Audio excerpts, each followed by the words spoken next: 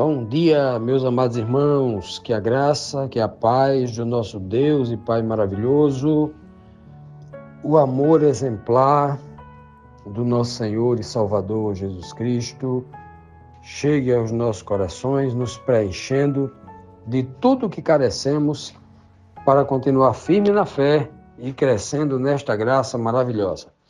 Meus amados, hoje, sexta-feira, nós vamos concluir a nossa lição semanal, essa lição aqui, 18 do livro de Isaías. Começamos a estudar no domingo, cujo título é O Homem Mais Poderoso, começando ali falando de Sébina e apontando o homem mais poderoso, cujo tipo foi apontado em Eliaquim. Pois bem, e ontem, na quinta-feira, nós vimos aqui duas perguntas bem interessantes. Adentramos o capítulo 23 de Isaías, quando ele traz à tona, sai de Jerusalém, do capítulo 22, entra no capítulo 23, falando de Tiro, a cidade de Tiro, uma cidade costeira do mar Mediterrâneo, Quando o capítulo começa logo convidando toda a população de Tiro a chorar,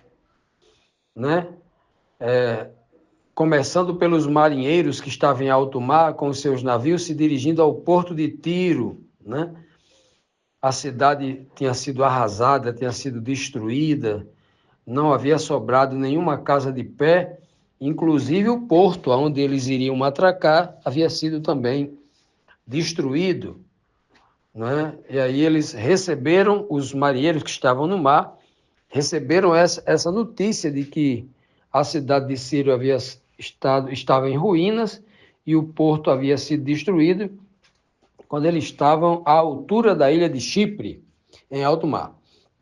Vimos também, na segunda pergunta de ontem, quando é pedido também é pedido aos marinheiros que chorem, e a cidade vizinha de Tiro, que era a cidade de Sidom, só o povo, foi pedido àquele povo, Isaías pede que o povo começam a gemer de tanta tristeza, porque agora o porto de Tiro, que também beneficiava a cidade de Sidom, havia sido destruído. Isso significava dizer que muitas riquezas e muitas oportunidades de negócio, questões financeiras, econômicas, iria prejudicar a cidade de Sidom.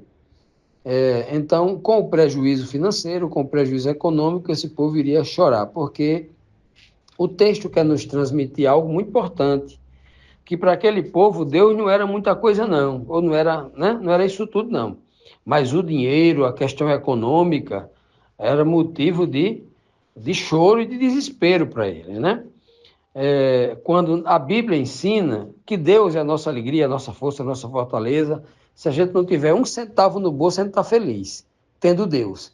Mas aqui era o contrário, eles iriam se lamentar, iam chorar, espernear, iam gemer de tanta dor e sofrimento por causa do dinheiro e das coisas que iriam perder com a destruição do porto, da cidade de Tiro, cidade vizinha. Então, dando continuidade a esse raciocínio, aqui na 11ª pergunta, a primeira pergunta de hoje, da sexta-feira, diz assim: por qual razão o povo de Tiro deve lamentar?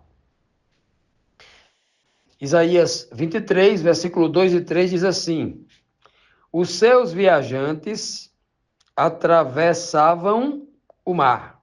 Os marinheiros, atravessavam o mar quando receberam a notícia, Navegavam nos oceanos imensos. Do rio Nilo, no Egito, vinham os cereais que vocês vendiam dinheiro, E a todas as nações, tirando disso grandes lucros.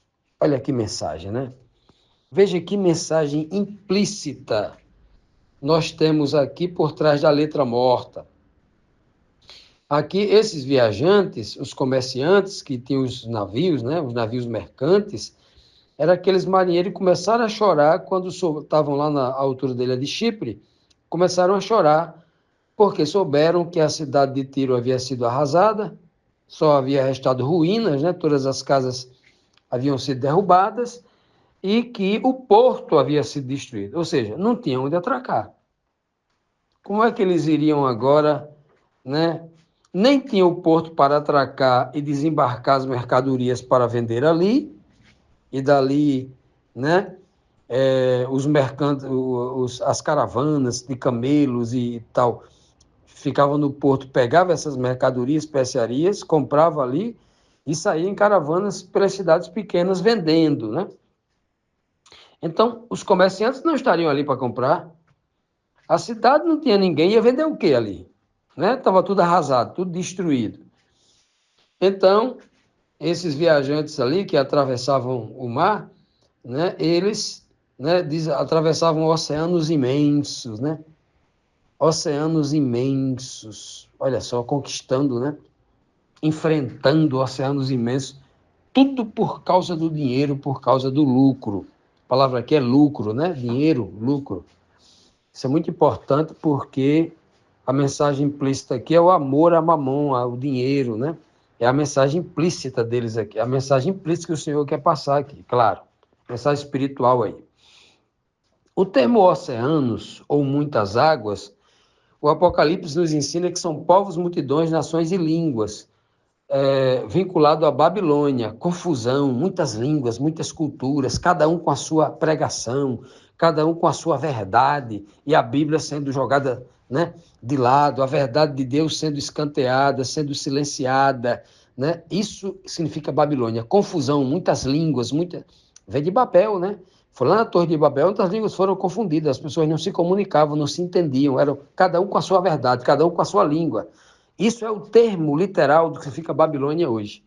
176 mil igrejas no mundo, cada um com a sua doutrina, cada um diz uma coisa, né?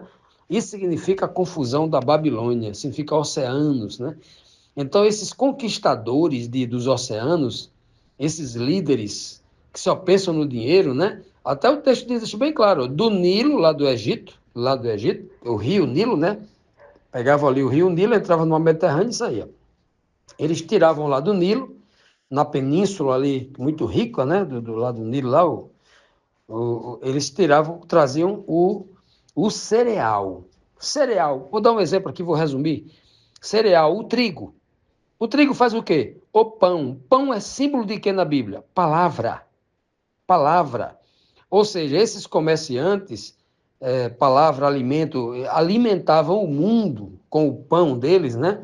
Qual é o pão deles que visa o lucro? Ah, vá numa igreja dessa que prega somente dinheiro, prosperidade, dinheiro, dinheiro, prosperidade, a vida eterna é aqui, a vida é essa daqui, não é eterna, e tem estimulado o povo aí, ao invés de pregar a verdade, tem pregado autoestima e outras coisas mais. Pois bem, estão alimentando o povo com esse alimento do Egito. Egito é uma tipologia bíblica do mundo, né? Do planeta Terra, de um povo que escraviza, de um povo que só quer dinheiro, de um povo que é idólatra, que adora vários deuses, é toda essa desgraça. Então, ele pega esse alimento do Egito e traz para vender. Então, eles não estão preocupados em vender uma comida ruim, como os líderes religiosos não estão preocupados em pregar uma falsa doutrina. O importante deles é pregar o que agrada o povo, porque o povo paga eles ficam ricos e milionários, né, com os seus navios, com as suas navio vem de nave de igreja, né, com as suas grandes igrejas e, né, enganando a população mundial, só o que tem, né? E por último, o termo aqui que ele vai usar com os seus cereais, vendiam a todas as nações essas questões doutrinárias. Então, quando a gente vê toda essa linguagem tipológica muito rica, né? O próprio Cristo vai usar isso várias vezes. Nem só de pão viverá o homem, mas da palavra. Ele compara o pão à palavra, o cereal, o trigo à palavra, né? Ao ensinamento, à doutrinação, etc, etc. E aí nós temos, com perfeição, podendo aplicar para nós hoje, né? Nos dias de hoje, trazendo para os dias atuais, o mesmo motivo pela qual Babilônia, em lugar do Egito, aqui em lugar de Tiro, passará e experimentará esse mesmo juízo. Quem estiver com esse mesmo espírito de lucro, dependente dessas coisas do mundo, também vão sofrer, chorar e lamentar como Tiro e Sidom. Continuando, amados, vamos aqui para a 12ª pergunta, que diz assim: Por qual motivo Tiro e Sidom deverão se envergonhar? Por que o Egito ficará aflito quando souber do ocorrido? Duas perguntas, né? Vamos então para o texto. O texto agora é o versículo 4 e o 5, do capítulo 23 aqui de Isaías. Diz assim: Fique envergonhada, cidade de Sidom, e você também, Tiro, fortaleza da beira do mar. Pois o mar disse: Nunca tive dores de parto, nem dei à luz, nunca criei filhos ou filhas. E o povo do Egito ficará aflito quando souber o que aconteceu com Tiro. Então veja, de novo aqui, veja que a preocupação do Senhor em transmitir essa mensagem para o povo através de Isaías não era apenas anunciar um juízo histórico que aconteceu há mais de 2000 anos lá atrás, não. Se fosse assim, ele não usava essa linguagem espiritual profunda. Ele diz aqui, por exemplo, o mar disse: quem aqui que está escutando este áudio já conversou com o mar? Quem aqui, ouvindo este áudio, já escutou alguma palavra dita pelo mar? O mar fala com alguém? Claro que não. Aqui é uma linguagem tipológica, né? O Senhor está transmitindo aqui uma mensagem usando símbolos muito importante. E quando ele diz aqui, por exemplo, o mar disse, mar significa povos, multidões, nações e línguas, o mar, esse mar aqui que visa o lucro, esse mar que traz riqueza às pessoas, que só pensa no dinheiro, etc. Esse mar é o que está descrito em Apocalipse 17.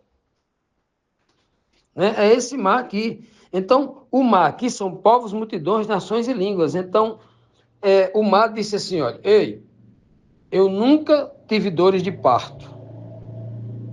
Ei, nem nunca dei à luz, nunca criei, eduquei filhos, não. Nunca criei filhos. Criar no sentido de dar comida, educar, cuidar, proteger, etc, etc. Né? Isso é criar filhos. Ora, quando eu pego essa mensagem e levo ela lá para o Apocalipse 17, o cenário de Babilônia, o julgamento, capítulo 17, o capítulo 17 de Apocalipse, versículo 1, que vai julgar a grande Babilônia, que vai julgar a tipologia do Egito também, né? Duas nações escravizadoras do povo de Deus. O primeiro verso vai dizer: vem, João, que eu vou te mostrar condenação, ou seja, um juízo. O que está acontecendo aqui com Tiro é um juízo. Né? Um juízo que vai refletir sobre a cidade do Egito, sobre a cidade de Sidom, sobre a cidade vizinha de Taia. Todo mundo que vivia dessa riqueza, né, vai sofrer as consequências, claro. E então, quando o texto fala aqui de mar, né? De um mar que tem filhos, que nunca teve filhos, né? A gente vai para o Apocalipse 17 e vê lá justamente uma prostituta que está assentada sobre as águas, sobre o mar, sobre as muitas águas. As muitas águas onde a prostituta está assentada, né? São povos, multidões, nações e línguas. Está lá no capítulo 17, versículo 15. E ele diz bem claro, né? Chama ela de quê? Esta mulher que está assentada, mãe de meretrizes. Ela é mãe, ela tem filhas. O mar está dizendo aqui, olha, eu não tenho filho, nunca dei à luz. Essa do Apocalipse, ela tem filhos. O problema é que ela não educou. O problema é que essa mulher tem filho, mas não cria. Cada uma, né? Aqui estamos falando de uma igreja mãe, e as filhas, milhares de igrejas que vivem sobre o mesmo vinho desta Babilônia, pregando doutrinas espúrias, enganando o povo, inebriando o povo, deixando o povo bebo com falsas doutrinas, com filosofias de homens, né? É o que está lá. Ela não cria, ela não educa, ela nunca deu à luz no sentido de dar luz como mãe ali, né? Existe alguém por trás, o dragão, né, que comanda ela, quem dá à luz a esses filhos aí. O pai já sabe quem é, né? Então, veja bem, é que o mar diz aqui, terrível essa descrição aqui. Ó. Essas cidades, a cidade de Sidom está envergonhada, né? Humilhada, perdeu, né, as suas benesses, as questões econômicas, de bem-estar, etc, etc. E a cidade de Tiro também aqui, né? Que se sentia uma fortaleza à beira-mar. Não, a fortaleza é uma cidade inconquistável, uma cidade forte, poderosa, né? Havia perdido isso. E, por último, aqui a parte final do verso diz assim: e o povo do Egito ficaria aflito quando soubesse o que havia acontecido com a cidade de Tiro, né? As casas todas em ruínas, o porto todo queimado, destruído, reduzido a cinzas. E aí, por que que o Egito ficaria triste? Por que que o Egito ficaria aflito? Ora, quem ia comprar agora os cereais dele, a riqueza que eles também comiam desses homens ricos que dominavam os mares, que controlavam os mares, que estavam por cima dos mares nos seus navios? Quem é que ia deixar o dele lá no Egito para comprar aqueles cereais, né? Quem é que ia dar dinheiro para o Egito, né? Se eles não tinham mais onde vender? Se você não tem onde vender, você vai comprar? Você, como atravessador, coloquemos no lugar dos atravessadores como donos de navios. Se eu não tenho aonde entregar, aonde vender o produto, eu vou comprar o produto? Não tem sentido, não é mesmo? É por isso que o Egito aqui está agora se lamentando, está aflito, porque não tem como escoar a sua produção. Não tem para quem vender toda a sua produção, né? Eles vão perder de ganhar dinheiro. O Egito já não estava mais preocupado em produzir a sua própria alimentação de subsistência. Agora eles viviam em prol de produzir dinheiro, né? Produzir dinheiro para o mundo, alimentar o mundo. Vai ficar triste porque agora o Senhor fez um juízo, né? Enviou um juízo sobre eles e nesse juízo eles perderam dinheiro, perderam lucro, perderam oportunidades, né, financeiras de dominação dos povos, de criar o seu próprio reino, que não depender de Deus, depende do dinheiro e tal. Já imaginou o cenário aqui? Este é o cenário de juízo, foi o cenário de juízo do passado e é o mesmo cenário de juízo do presente. Lembre-se que a última mensagem, a última igreja do planeta Terra, a igreja de Laodiceia, a mensagem de repreensão, o Senhor diz: você diz, rica sou, sempre tem um negócio da conquista do dinheiro por trás. Rica sou, estou abastecida, né? Os navios já trouxeram, me abasteceram de tudo, abastecido de nada tenho falta. O Senhor fala: você é um pobre, miserável, você não tem o que comer, você não tem o que vestir, você é cego e nu, né? O juízo é esse. O mesmo juízo do passado é o mesmo do presente. Então, quando a gente olha aqui esse juízo contra Tiro e Sidom, nós precisamos entender que em um determinado momento também ele virá a este mundo no tempo presente, e o que vai fazer a diferença entre mim, entre eu e o mundo, são justamente se eu confio no Senhor ou se eu confio no dinheiro. Se eu sou povo de Deus ou se eu sou um egípcio, se eu sou de Tiro ou se eu sou de Sidom. Aí vai fazer a grande diferença.